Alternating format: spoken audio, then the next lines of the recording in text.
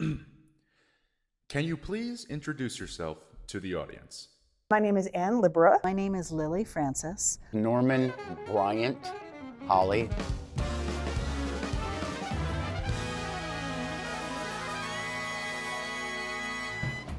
All right.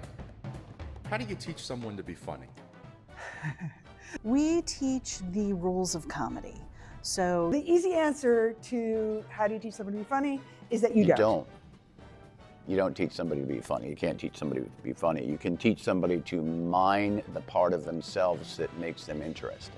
And really, the fact of the matter is that that's beside the point. The goal of this program is not to make people who will never be funny in their lives funny. The goal of this program is to help people who are funny, who are interested in comedy, who are working comedians in these areas, and help them to be funnier. just like a basketball team studies, or doesn't study, but they practice and they run relays and they run games, we can do the same with improv comedy. There are certain rules to follow, and so we can teach improvisation. And then from improv is how you can write sketches. And that tends to be funny, which is actually a strange thing to say, because there are genuinely funny people, but genuinely funny people don't necessarily mean they're genuinely funny performers either. The funniest people are good improvisers who are really good actors. And you can teach them how to mind themselves to show that they can be interesting, and then it's much easier to take somebody who's a good actor who's interesting into the next step, which is now is also amusing.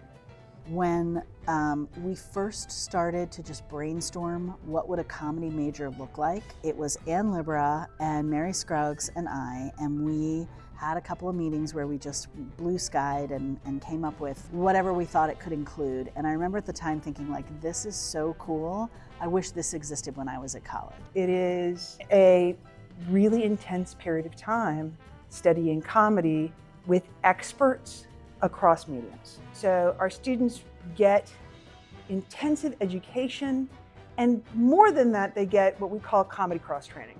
Because I think that the people, if you look at the people who are successful in the industry, most of the really successful people are writer, director, performers who work across mediums. You're always going to come in with an idea, and you're always going to leave with a career, right? Or at least a direction to go, because so many people come in as, just a writer, I'm just a performer, I kind of want to direct.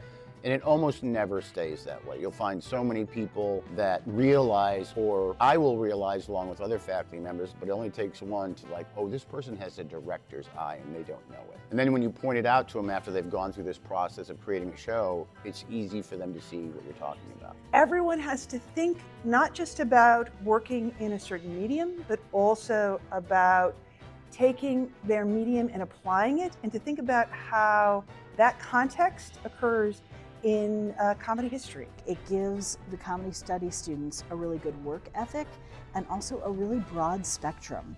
If you show up to study in Chicago, you're not going to get to work on comedic plays and comedic texts from Second City. You're not going to study clowning or commedia unless you seek out a class in that. And so the Columbia College students get a really wide breadth of comedy offerings. Again, one of the great things about this program is not just that it's intensive, but also that it's over a fairly large period of time, and you're working with an ensemble of people who are not all just like you. So our students are always being asked to push themselves, but they also get to choose how to push themselves.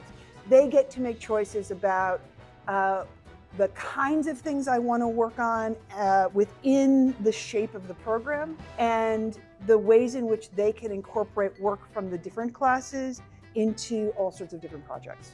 I mean, yeah, that sounds about right. Can you tell us a joke, though?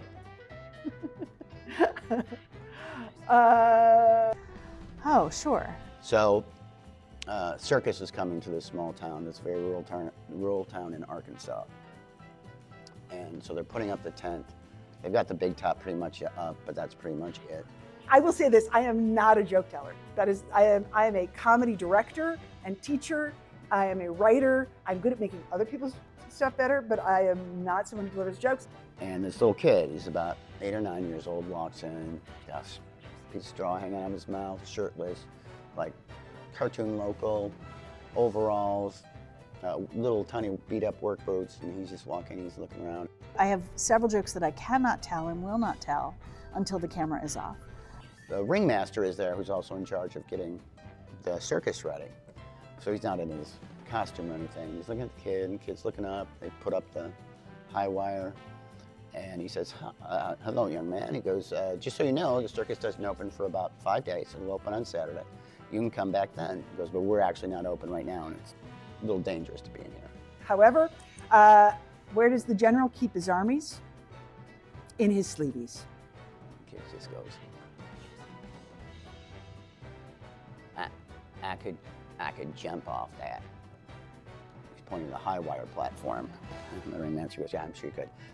In any case, we open on Saturday. If you want to come back then, there will actually be performers here, and you can see that I can jump off that.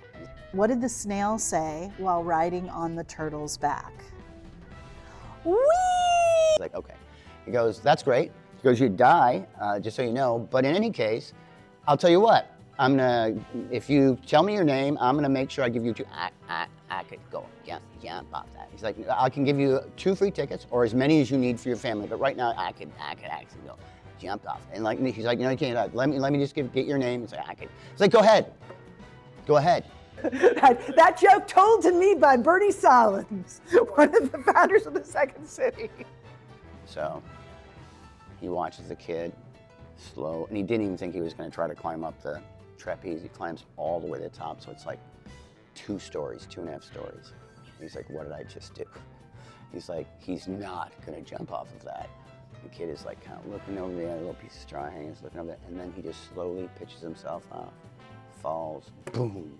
A little puff of hay comes up, some dirt. The ringmaster's like, I'm going to jail. The circus is being closed down. You know, fucking, my life is over. What am I thinking? And the kid slowly gets up. And it's just so simple, and I love it. He's just like, walks over to the guy. The guy's like, are you okay? He's like, ugh, yeah. He goes, that was the most amazing thing I've ever seen. He goes, you should do that in the circus. He's like, no. She goes, I will pay you to do that in the circus. That's the most amazing trick. He goes, I don't know how you did it. It's the most amazing thing I've ever seen. He goes, you gotta do that. He's like, no, I don't think so. He's like, I'll tell you what, I'll give you your own train car.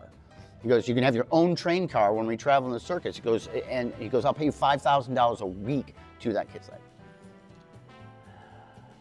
no. It's like, no.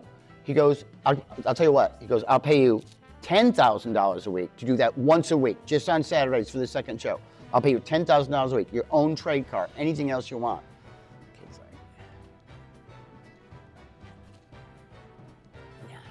no. He's like, why? He goes, I don't ever want to do that again. That's it. Except when you redo that joke, you have to take twice as long to do it. The biggest reason you're telling it is it's really fun to tell, and people are going to be super pissed off.